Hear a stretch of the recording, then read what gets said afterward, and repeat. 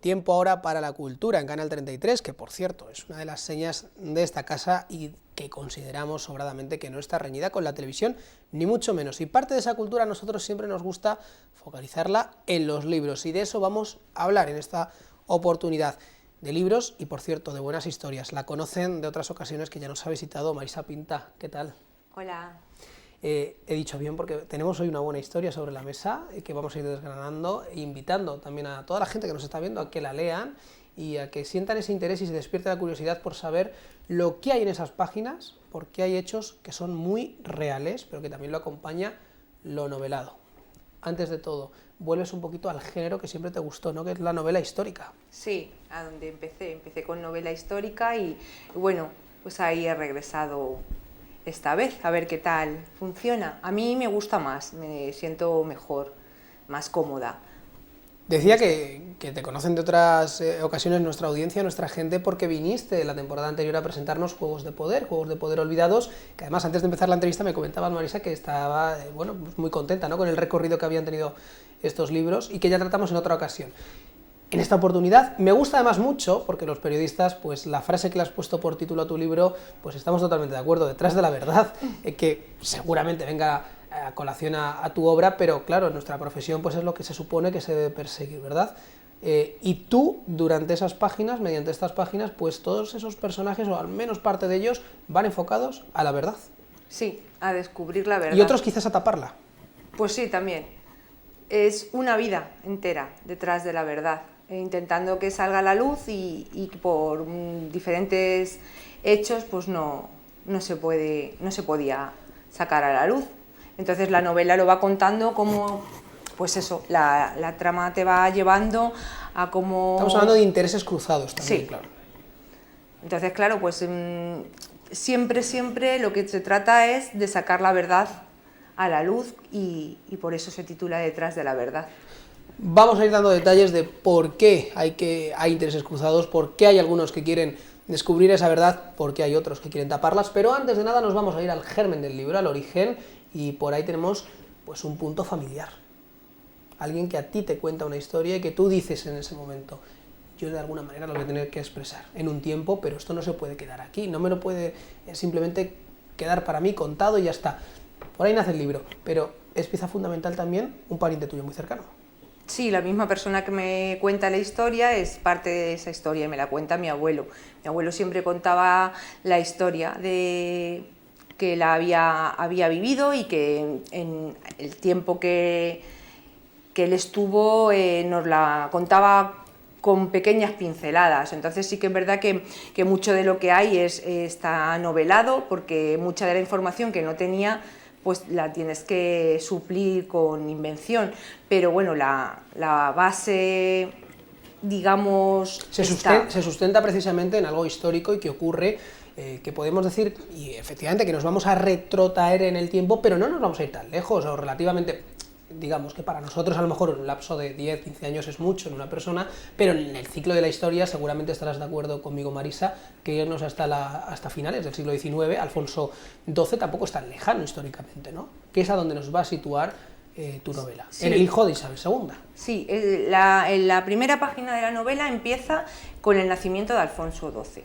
Esa es el primer capítulo de la novela, empieza con el nacimiento de Alfonso XII y durante las primeras 100 páginas se hace un recorrido por la historia hasta casi... Hay una labor de documentarse, sí, también amplia, ¿verdad?, que imagino que habrás realizado para luego plasmarlo en tus páginas e ilustrar un poquito en esos inicios que comentábamos del libro al lector, dónde nos vamos a situar, recrearnos en la época, ¿verdad?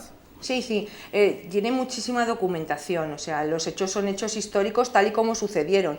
Lo que pasa que también es verdad que si tú vas a hacer una novela para que el lector le sea atractiva y durante las primeras 100 páginas haces una tesis doctoral del siglo XIX, pues claro, puede hay que buscar ser el muy equilibrio, pesado, ¿no? Es claro, decir, no puede aburrir, ser pero muy sí que es pesado. verdad que documentar, que también se agradece, ¿no? Porque el lector querrá abundar en esa Claro, entonces lo que época. yo he intentado es en toda esa historia, que es bueno, pues el nacimiento de Alfonso XII, cómo Isabel II es expulsada de España, cómo entra la Primera República, cómo vuelve otra vez Alfonso XII a reinar en España, todo ese periodo, el noviazgo de Mercedes, el casorio con Mercedes, porque en todo este tiempo no aparecen todavía ningún personaje ficticio. Hasta ahí todo real. O sea, hasta ahí todo real. Y por quitando... supuesto, lo que es real, Marisa, tenemos los nombres como los conocemos todos. Sí, claro, es Alfonso XII, o sea, sí. Lo único que sí que es verdad que entran unos personajes que luego tienen que ver con la historia, que aparecen o sea, durante la historia verdadera, pero que claro, no es verdad, pero es por lo que te digo, porque si no sería súper pesado, a lo mejor para un historiador o para alguien que estudie historia no, pero para un lector al uso, que encima no hay que muchos. por cierto, efectivamente, bueno, eso es otro debate también que tenemos y que podríamos pues no abrirlo. le podemos aburrir, porque si no ya... Pues... y que precisamente está dirigido a todos los públicos, no es algo específico como no, historiadores o gente especializada, no se nos asusten no. porque el libro de Marisa Pinta no. a todos, y que ahora vamos a ir desgranando. Estamos hablando de esa primera parte más histórica, más documentada, pero luego por ahí va a venir la otra. Comentar, para si te parece cerrar esta parte, Marisa, que además ese ambiente de la época, muchísima importancia de esos matrimonios, de los títulos, ¿verdad? Por ahí toda esa nobleza cobra muchísima importancia. Es que nos estamos trasladando a finales del siglo XIX. Sí, claro, ahí los nobles eran parte muy importante de España, linaje, por ejemplo. y el linaje, Claro. y entonces, claro, un título era para un heredero, y el heredero tenía que ser varón, eso entonces era así. Entonces, claro, de ahí la importancia de lo que va desgranando la novela. Vámonos a Alfonso XII, conocido como el pacificador. No sé si, ya que te has documentado tú tanto, ¿cómo nos calificarías su reinado? Es que yo creo que no soy muy imparcial, porque yo soy muy Alfonso XII. Entonces yo para Me mí... tirarías por el lado bueno por ahí. Sí, yo para mí es de los mejores reyes que España ha tenido. Yo creo que murió bastante joven y creo que fue bueno el reinado que tuvo. Creo que también la ayuda de su hermana, de Isabel II, la chata, le ayudó mucho, porque creo que era una persona muy buena, bajo mi punto de vista, claro, Sí. y creo que estaba muy con el pueblo. O sea, entonces creo que él se apoyaba bastante en lo que su hermana pensaba, y yo creo que eso le ayudó mucho. Era una buena consejera para él, ¿no? Yo creo que sí, que le ayudó mucho eso, y lo poco que le duró Mercedes, que también era, bajo mi punto de vista, una buena persona, teniendo un padre como el que tenía, que era lo peor de lo peor. No era fácil por ahí, claro. Claro, sin embargo, ella me parece que era bastante buena y bastante humilde. Marisa, tenemos también parte fundamental de la novela y en la que se va a estructurar luego a través de las páginas, y ahora ya sí vamos a ir entrando precisamente en más detalles, es el marquesado Almenara y Salermo, ¿verdad? Pieza fundamental. No se puede entender, yo creo, que la novela sin conocer precisamente... Sí, pero esto es ficción, o sea, el claro, marquesado, ya estamos entrando en la otra parte, eso es. El marquesado de Almenara y Salermo es ficción, porque claro, yo busqué en internet un marquesado que no tuviera, para ponerle un nombre, pero no se me ocurría ningún nombre, entonces busqué un marquesado que no tuviera ningún linaje actual. Porque, por ejemplo, el marquesado de Almenara actualmente sí que existe, está todavía vigente, creo que lo tienen los duques de Alba. Creo que como tienen tanto, eso es uno de los muchos que tienen, pero sin embargo, poniéndole el nombre de Salermo detrás, no existe ningún marquesado. Queda libre. Eso es. Entonces, además de aclarar que el marquesado es ficticio, que es un nombre ficticio, y lo dejamos claro, y que todos los nombres que aparecen son ficticios. Pero bueno, entramos en el terreno de lo novelado, que precisamente es la salsa de este tipo pero que si alguien de novelas, dice, de libros. voy a buscar qué marquesado para ver, porque yo qué sé, por gente que quiera... Pues encontrará que es el de Marisa Pinta, ¿no? Pues encontrará que no existe ese marquesado, y que si en algún momento ha existido, y aunque ya no haya linaje, no es este. Eso es, bueno, pues queda claro que ese marquesado es el del libro de Marisa Pinta, Eso precisamente. Y ahora vamos a nombres ficticios, pero tan reales como personajes dentro del libro, lo que puede ser un personaje de real. Margarita, por ejemplo, que para que ustedes se hagan una idea y vean esa mezcla a caballo entre la realidad y la ficción, Margarita ayuda a Isabel II durante su exilio en Francia, ¿no? Sí. Bueno, de hecho, es cuando Alfonso XII nace, antiguamente las marquesas eran a ver, no quiero que nadie se ofenda, pero lo más parecido a lo que hoy sería una dama de compañía o una criada, porque realmente estaban para atender a la reina, era algo muy importante. Pues muy fíjate, bueno, haces muy bien aclarando, estaban... porque la mente nos lleva precisamente a algo contrario, ¿no? A claro, pensarlo en lo alto, no en... No, claro, sí es que era lo más alto, porque claro. Estar en contacto con la reina sí, en bien, todo pero momento estaba era lo más alto. sirviendo para... Sí, claro, servía a la reina, ella lo que hacía era ocuparse de la reina, era la dama de compañía de la reina. Lo que se conoce también como camareras, ¿no? Claro. Yo no o sé ayudante de cámara, quizás. Yo creo que no llegan a ser camareras, yo creo que son simplemente ayudantes de ellas, las ayudan a vestirse y en este caso lo que hace es ocuparse de Alfonso XII pues hasta que tiene un año, año y medio. Y luego el marido de Margarita es un general que está sirviendo al ejército español. Estos marqueses tienen una hija, y esta hija va a tener también a su vez un hijo que les dará nieto, ¿no?, a los marqueses de Almenara y Salermo, pero este nieto es Mariano. Eso es. Vamos a presentar a Mariano, Marisa, para nuestra audiencia, que marca el rumbo de Detrás de la Verdad. Pues Mariano es hijo bastardo, y al ser un hijo bastardo, en aquella época alguien de tan alta cuna no puede permitirse el lujo de que su hija tenga un hijo bastardo. Entonces, claro, ¿qué ocurre? Del rey, vamos a especificar, claro, que seguramente haya quedado entendido, pero por si acaso. Entonces, ¿qué ocurre? Pues que lo que hace es que cuando la hija da a luz, le quita el niño. El niño no, ella lo ve unos momentos nada más nacer y se lo llevan a un orfanato. Totalmente dramático, claro, para... Sí, claro, porque ella no quiere. Lo que la madre quiere es intentar por todos los medios hacer como que eso no ha ocurrido. Ocultar, tapar... Claro. Comentábamos al inicio de la entrevista, Marisa, que hay gente que busca la verdad, por título lleva tu libro, y hay gente que va a buscar taparla. Y esa confrontación va a existir a lo largo de las páginas, de las más de 300 páginas de tu obra. Pero sí que es verdad que su tía Isabel II se encarga de su educación. Sí. O sea, que digamos que fuera de España. Quizás tú, en la recreación que nos haces, vemos que existe esa doble intención. Por un lado, ocultarlo, pero bueno, por otro lado, tampoco le abandonamos del todo, intentamos que esté bien, en un buen orfanato, que tenga su educación, ¿no? Yo es que digamos que ese podría ser un poco el proceder. Sí, yo que creo que aquí en esta historia lo que más llama la atención es que sea la madre. Claro. O sea, la parte de la madre, la que no se ocupe del niño, porque realmente Alfonso XII, Alfonso XIII y muchísimos nobles, eso estaba a la orden del día.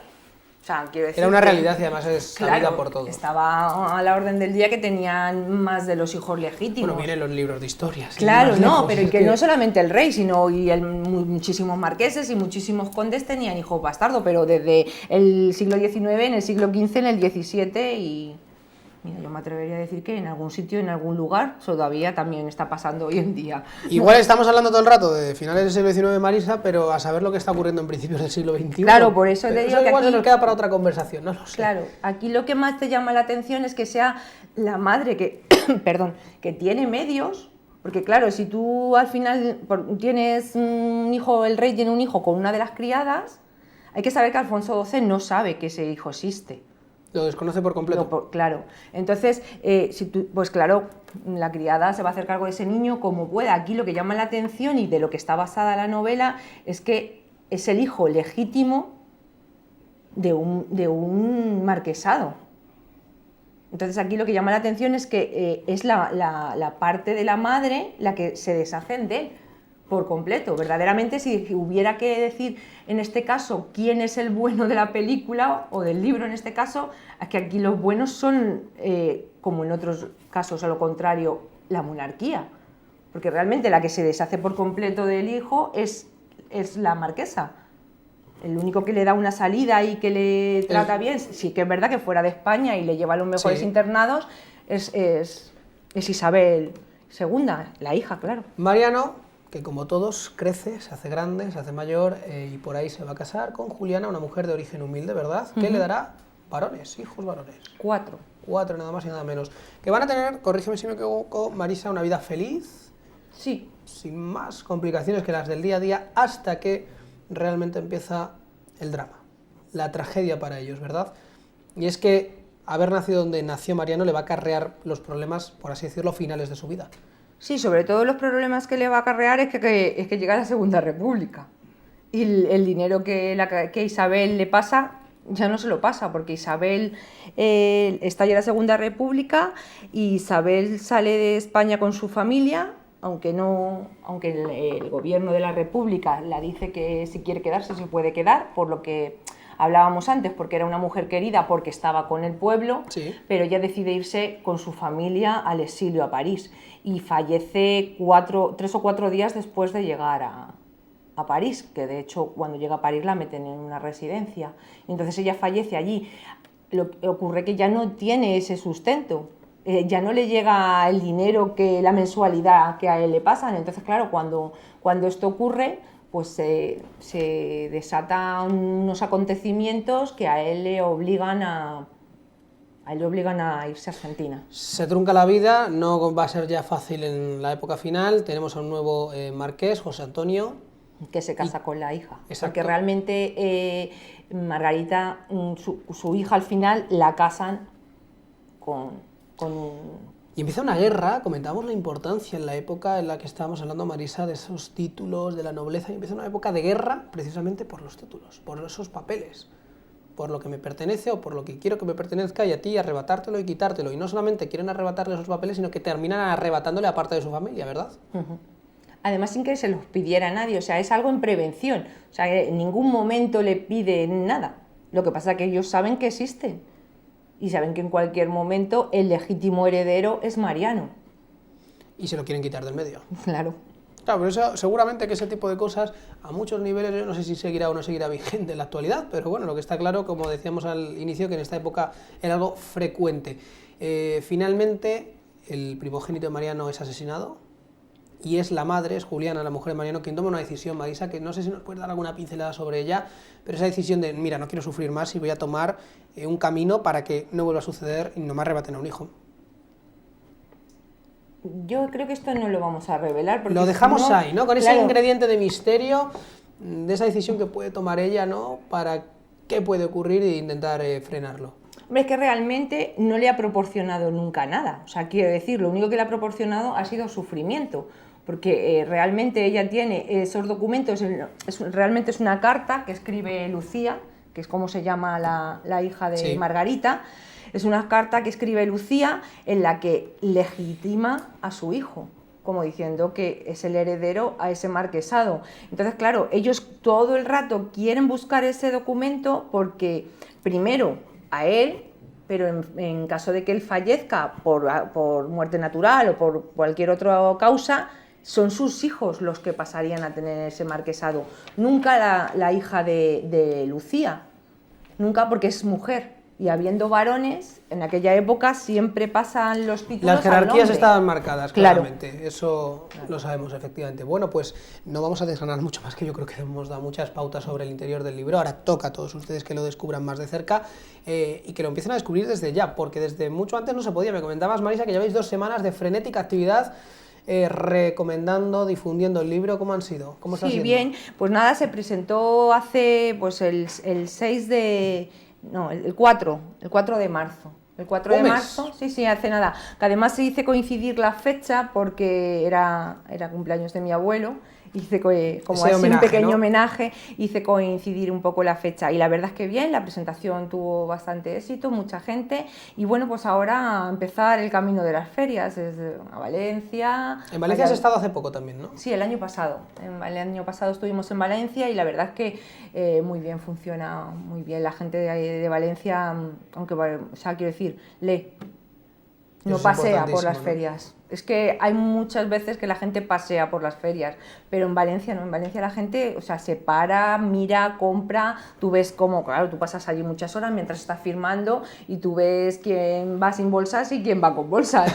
O sea, eso es así. Eso da la pista seguro, ¿no? Claro, y en Valencia la gente, la verdad es que, bueno, yo no sé si lee, me imagino que si lo compra será para leerlo, Digo pero yo, desde ¿no? luego lo compra. Ese es el primer uso que Claro. suponemos a un libro. Y bueno, pues ya te digo, este año también vamos a ir a Valladolid, que es la primera vez que vamos a ir a esa feria. También tierra, ¿no?, de lectores y amantes de las letras, toda Castilla la Vieja. A ver, Los puntos de nuestra geografía, por supuesto, pero que también se va la fama en ese sentido. tendrían que, yo es que creo que la gente debería de leer un poco más. Es lo que yo creo, porque pues de les verdad, animamos claro, desde sí, aquí, es que con esta novela empezar histórica. un libro es como empezar una historia que además tú te pones tus anuncios, como digo yo, porque tú paras cuando quieres y Claro, cuando no quieres no la paras. pausa. Y si no quieres parar porque te interesa, pues del tirón o Pues lo seguro, que sea. Marisa, que ya imagino que alguien te habrá dado algún feedback, ¿no? Que se llama ahora sobre el libro y quizás por ahí alguno se lo ha leído del tirón, no lo sé. No, del tirón Hombre, no, es porque largo, son ¿no? muchas páginas, No estamos pero sí hablando, que es verdad en que- esta ocasión no estamos hablando de un libro Sí, finito, no, finito, claro, pero bueno. Pero sí que me han dicho que en el momento en que aparecía Lucía en escena, que no podían dejar de leerlo, que era un acontecimiento detrás de otro, lo cual me hace pensar que a lo mejor sí que es verdad que la primera parte les cuesta un poquillo, pero vamos, yo si les cuesta un poquillo, les digo que aguanten, que aguanten. De todas maneras también Que tiene... merecerá la pena. Claro, también tiene cosas curiosas dentro de la historia. También se cuenta cómo llegó el reloj de la Puerta del Sol, por qué se hacen las uvas. Vamos a enterar de un montón de cosas. Claro, entonces. sí, un montón de historias de Madrid. Pues invitados quedan todos ustedes a leer este libro de Marisa Pinta, Detrás de la Verdad. Gracias, te lo dije en la otra oportunidad, que cuando siguieses con más proyectos, aquí estaríamos encantados de recibirte y que, bueno, pues seguramente en el futuro haya más. Pues sí, esperemos que sí.